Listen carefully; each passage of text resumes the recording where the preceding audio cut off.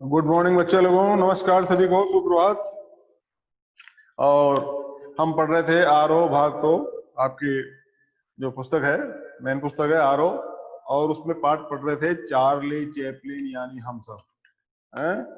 Charlie Chaplin जो क्या नाम से अच्छे नायक थे फिल्मों के, और उनके जीवन के बारे में, उनके जीवन में कैसे प्रकार के जो चुनौतियां आई, किस प्रकार की फिल्में बनाई उन्होंने, किस तरह का एक्टिंग की उन्होंने, ये आदि बातें हम देख रहे थे। तो हमने पहला पैराग्राफ इसमें पढ़ लिया था कल, और आज हम आगे पढ़ेंगे।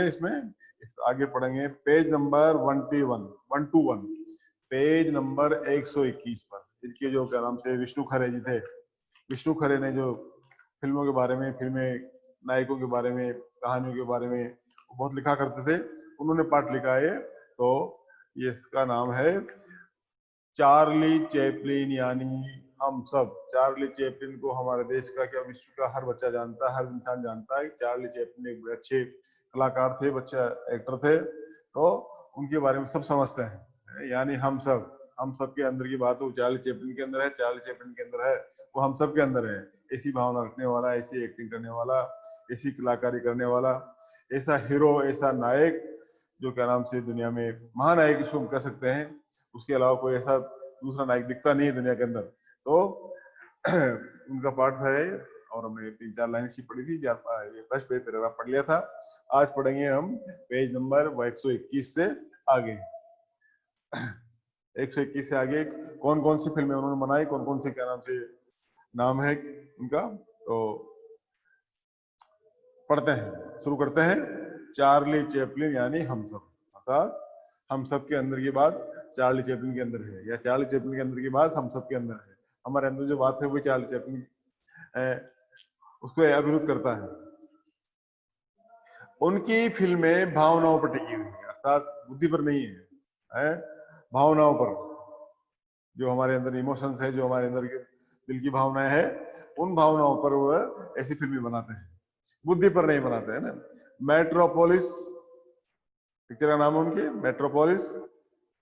The cabinet of doctor Caligari एक पिक्चर है, the cabinet of the doctor Caligari. अगली पिक्चर है the rowan seal, the rowan seal. और एक पिक्चर है last year in Marienbad, last year in Marienbad. और नेक्स्ट है the sacrifice, the sacrifice त्याग है। जैसी फिल्में दर्शक से एक उच्च स्तर एहसास की मांग करती है, अर्थात जो फिल्में बनाई है ये बहुत ही उच्च स्तर की, बहुत ही जो क्या नाम से हमारे जो भावनाओं के की जो कल्पनाओं की जो क्या नाम से चीजें हैं, इसके अंदर हम देख सकते हैं, और बहुत ही उच्च कोटि की फिल्में हैं। चैपलिन का चमत्कार यही है कि उनकी फिल्मों को पागल खाने के मरीजों, विकल मस्तिष्क लोगों से लेकर आइंस्टीन जैसे महान प्रतिभा वाले व्यक्ति तक कहीं एक स्तर पर और कई सूक्ष्म रसास्वादन के साथ देख सकते हैं। अर्थात हर वर्ग का व्यक्ति उनकी पिक्चर को देख सकता है। चाहे पागल आदमी हो वो भी देख सकता है, वो भी खुश हो सकता है। चाहे विकल, मानसिक रूप से विकल व्याकुल आदमी हो वो भी देख सकता है। या फिर जो आइंस्टीन जैसा महान विद्वान है, हम जानते हैं आइंस्टीन का, बहुत बड़े वैज्ञानिक थे, ऐसा कोई व्यक्ति हो वह भी उनकी पिक्चर को देख सकता है, और वह भी उतना आनंद ले सकता है जितना पागल आनंद ले सकता है। तो कहने का अर्थ है कि क्या नाम से जो चार्ली चैपलिन है उनकी फिल्में भावनाओं पर बनी हुई है, तो नाम बताया आपको। और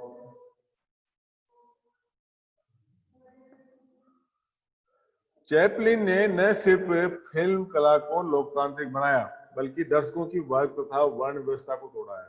अर्थात ऐसा नहीं कि भाई कोई इसको उच्च वर्ग के लोग देखेंगे या निम्न वर्ग के लोग देखेंगे, मध्य वर्ग के देखेंगे, सब वर्ग के लोग उसकी फिल्मों को देख सकते हैं।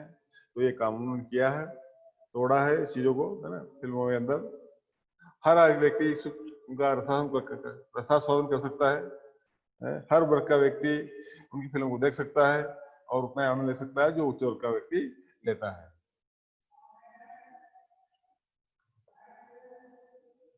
यह कारण नहीं है कि जो भी व्यक्ति समूह या तंत्र गैर बराबरी नहीं मिटाना चाहता, वह अन्य संस्थाओं के अलावा चैपलिन की फिल्मों पर भी हमला करता है।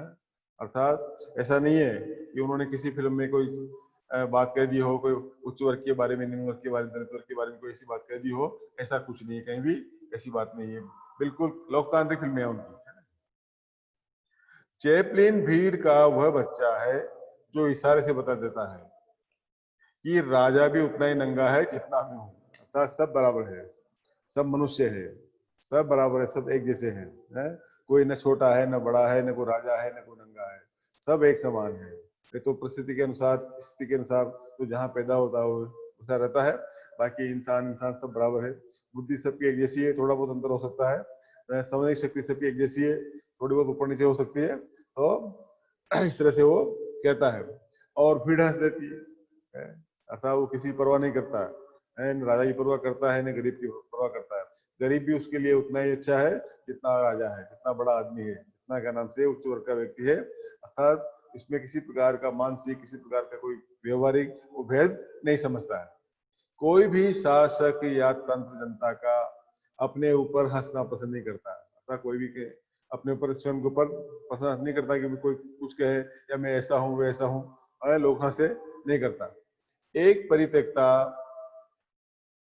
दूसरे दर्जे की श्रेष्ठ अभिनेत्री का बेटा होना है। एक परित्यक्ता, उसकी जो माँ थी वो क्या नाम से परित्यक्ता थी, उसके पिता ने छोड़ दिया था उसको, और उसके बाद फिर उसने वो भी क्या नाम से स्टेज अभिनेत्री थी, जिसको होता है ना साइड हीरोइन, उसका काम करती थी, तो उनका बेटा था वो, है ना। बाद में भयावह गरीबी और माँ के पागलपन से संघर्ष करना है। अच्छे दिन नहीं रहे।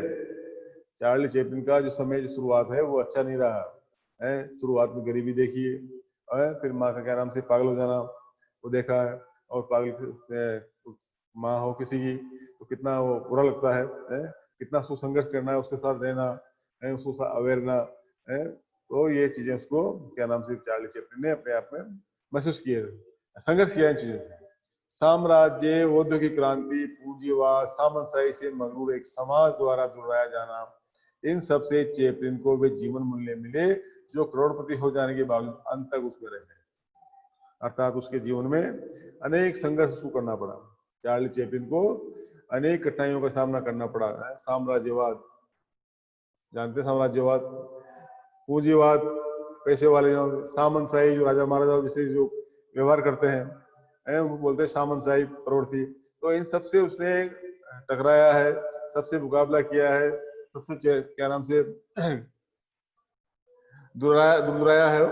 तो ऐसा उसका जीवन रहा है कि वो जीवन मूल्य करोड़पति हो जाने के और अंत तक रहा है। खुद करोड़पति हो गया, खुद क्या नाम से बहुत पैसा कमाया, वर्ल्ड फेमस व्यक्ति हो गया, वर्ल्ड में अच्छा माना हुआ पैसे वाला आदमी व्यक्ति हो गया, लेकिन अंत तक वह सामान्य व्यक्ति रहा। पैसे वाला होने के बावजूद भी उसके अंदर न किसी प्रकार का गर्व, न किसी प्रकार का घमंड, न किसी प्रकार का अहंकार उसके अंदर आया। जैसा पहले था वैसा ही करोड़पति हो जाने के पश्चात भी वो व्यक्ति वैसा ही रहा है। तो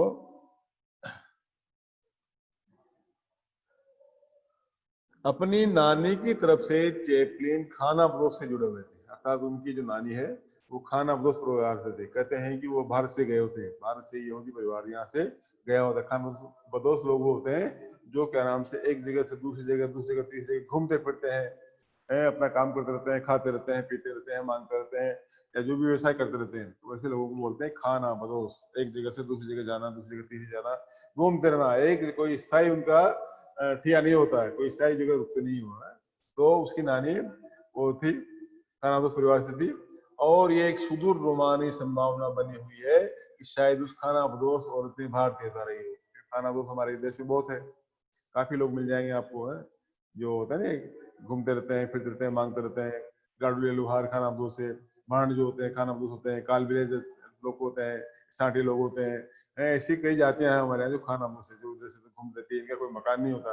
अब तो कुछ लोगों ने बना लिया है, रहने लगे हैं, लेकिन इनका कोई नहीं है। कहीं भी जाके छप्पर बना लिया, कहीं इस गांव में ठहर गए, किसी उस गांव में ठहर गए, वहाँ काम कर दिया, वहाँ क्या नाम से अपना तमाशा दिखा दिया, जो भी काम करते हैं, और वहां से आगे बढ़ गए। ऐसे लोगों को बोलते हैं खानाबदोश। तो ये परंपरा खानाबदोश भारत के लोगों में ही थी, और भारत के लोग ये इस तरह का काम करते थे। तो यहाँ से वो लोग वहां गए हुए थे।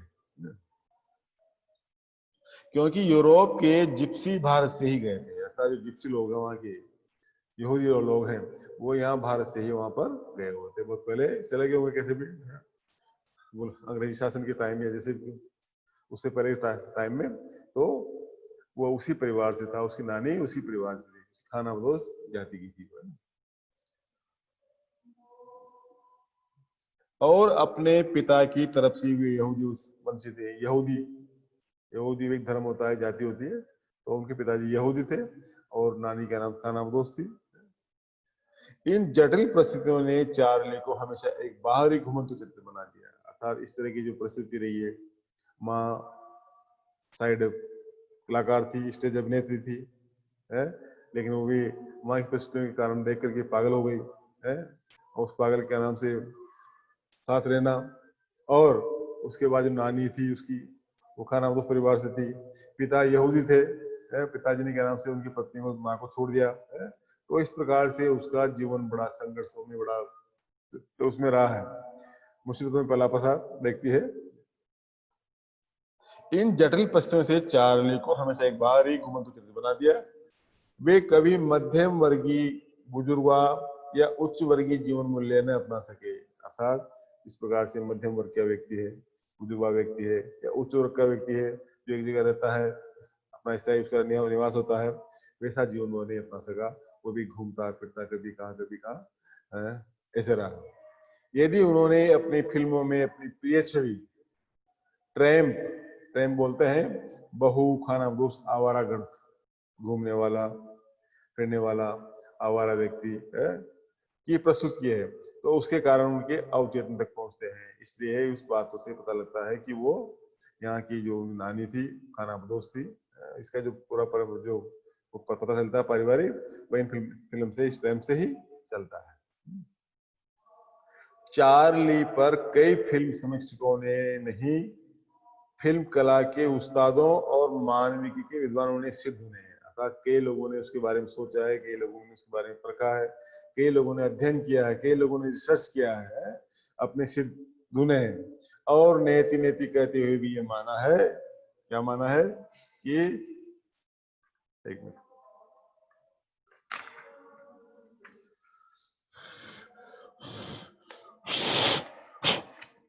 हाँ, ये मानना पड़ता है कि चार्ली पर कुछ नया लिखना कठिन होता जा रहा है, अर्थात क्या लिखें, कैसे लिखें, लिखना लिख दिया है, और उसकी जो जीवन है, उसका जो क्या नाम से व्यक्तित्व है, उसका जो व्यक्तित्व समझ में नहीं आ रहा है, उसको समझने के लिए अभी बहुत बाकी है, अभी बहुत लिखना बाकी है, अभी कुछ नहीं लिखा गया है।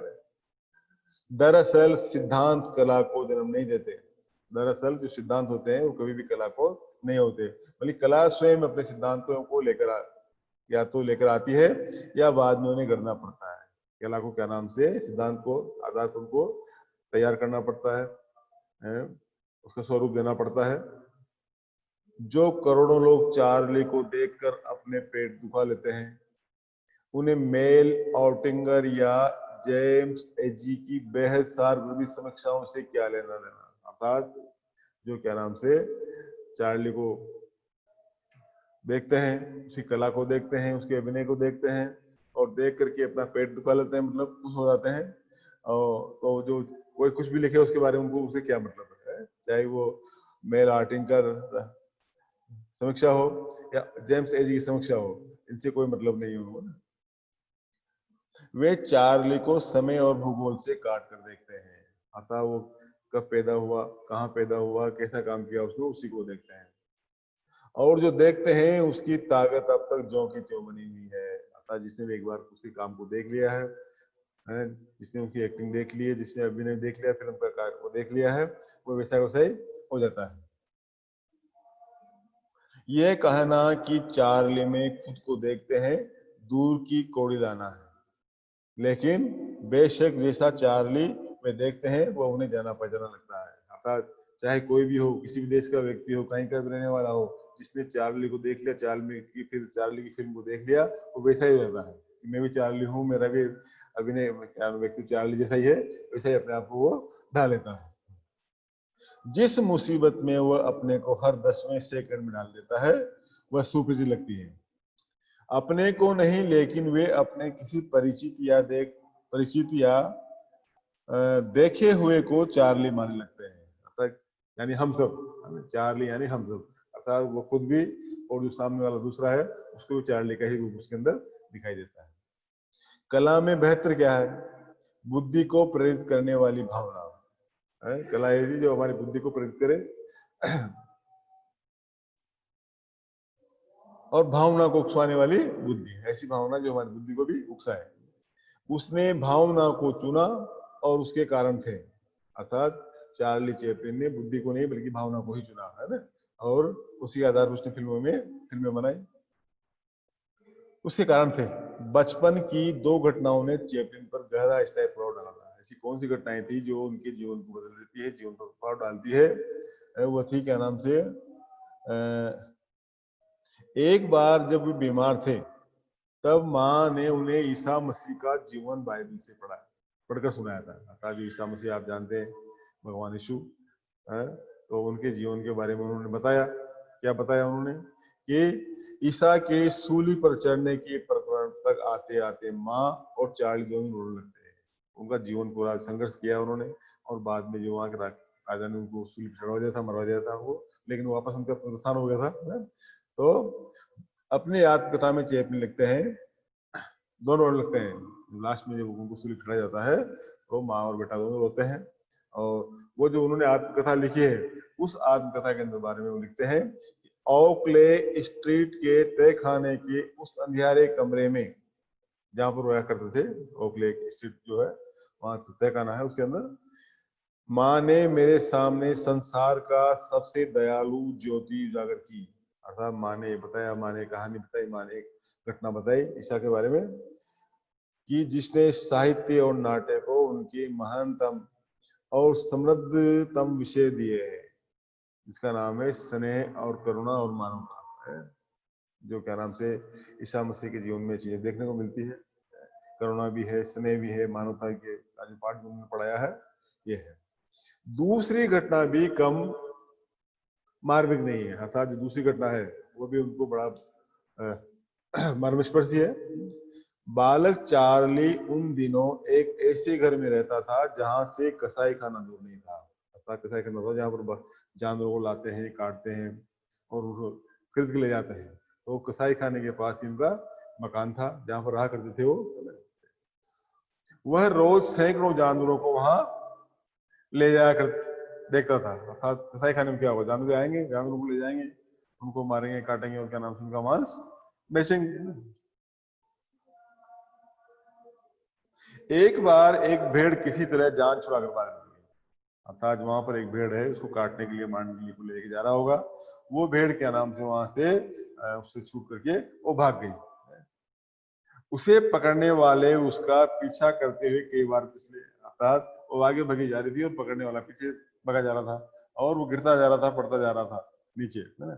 उसको लोग देख रहे थे। तो एक तरह तो करुणा है, करुणा किस बात की कि उसको मारेंगे, काटेंगे उसको, और हास इस बात का कि उसको पकड़ने वाला उसको गिर रहा है, बार बार फिसल रहा है, पड़ रहा है, गिरे और पूरी सड़क पर ठहाके लगने लगते हैं। जैसे गिरता है लोग हंसते हैं आसपास को देख करके, क्योंकि हमारे यहाँ क्या होता है, करुणा और हास्य का मेल नहीं होता है। लेकिन उन्होंने, चार्ली चैपलिन ने करुणा और हास्य को एक करने का कोशिश किया, मिलाने की कोशिश किया, एक साथ एक ही मंच पर उसके अंदर लाने का प्रयास किया उन्होंने।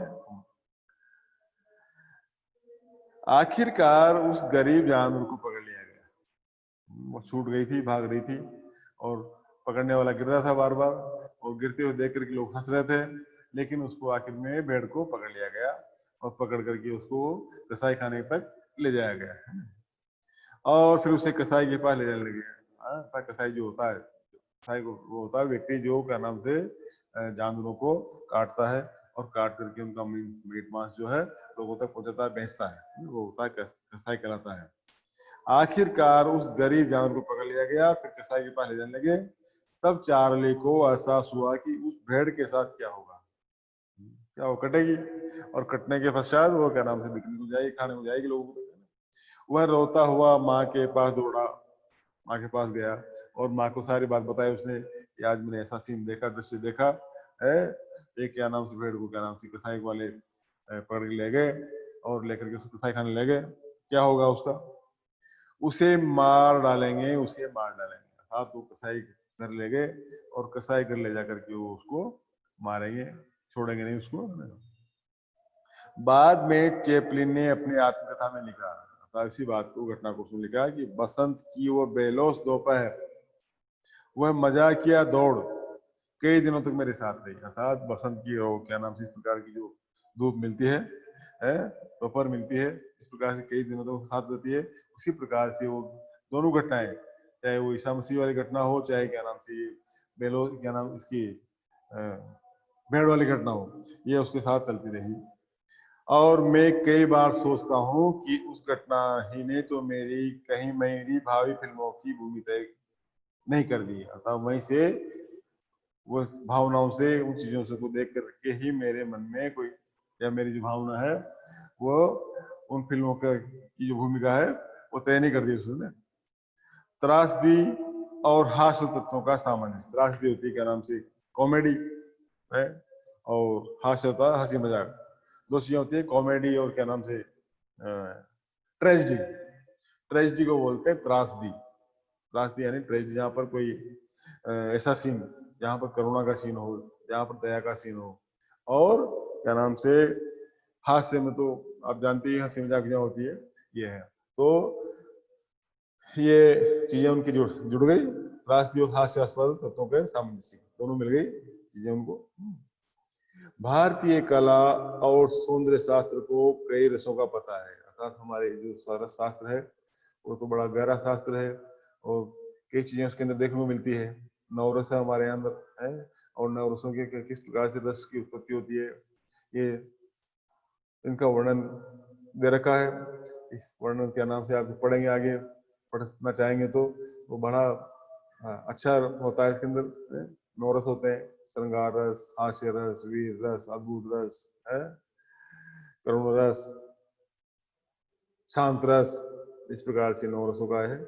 तो और सौंदर्य शास्त्र आप जानते हैं, श्रृंगार का जो होता है, तो यहाँ पर कई रसों का पता लगता है। श्रृंगार में सौंदर्य रस है, उनमें से कुछ रसों को का किसी कलाकृति में साथ साथ पाया जाना श्रेयकर भी माना जाता है। अर्थात कोई कलाकृति जो पढ़ते हैं, कोई नाटक हम देखते हैं, कोई फिल्म हम देखते हैं, कलाकृति पढ़ते हैं, तो कलाकृति के अंदर शांत रस नहीं मिलता, बाकी सारे रस मिलते हैं। तो शांत रस हो गया तो फिर कोई मतलब नहीं पढ़ने का उसका है? तो और इनका सामंजस्य मिलता है, एक दूसरे से टकराते हैं, और कई जगह अच्छे भी होते हैं माने गए हैं। जीवन में हर्ष और विषाद आते रहते हैं, कभी खुशी, कभी गम, कभी सुख, कभी दुख, हर्ष, कभी प्रसन्नता, कभी क्या नाम विषाद, दुख, ये आते रहते हैं, चलते रहते हैं जीवन के अंदर। कभी हंसते हैं, कभी रोते हैं, कभी हंसते हैं, मुस्कुराते हैं, तो कभी रोना ही पड़ता है। तो ये जीवन के अंदर चलती रहती है, हमारे भारतीय शास्त्र के अंदर सभी चलती है, चीजें होती है। ये संसार की सारी सांस्कृतिक परंपराओं का मालूम है। अर्थात ये भारत में नहीं बल्कि भारत में तो दिया है, लिखा है क्या नाम से रस शास्त्र पर, सौंदर्य शास्त्र पर पता लगाया उन्होंने।